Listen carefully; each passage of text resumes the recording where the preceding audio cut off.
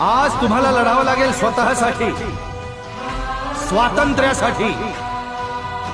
मी तुम्हाला वचन देतो, आज जर राजांना वाचवलं तर या घोडखिंडीच्या दगडावरती तुमची नावं कायमची कोरली जातील आणि तुम्हाला तुमचा हक्क हक्काने मागता येईल। त्या हक्काचं नाव आहे स्वराज्य।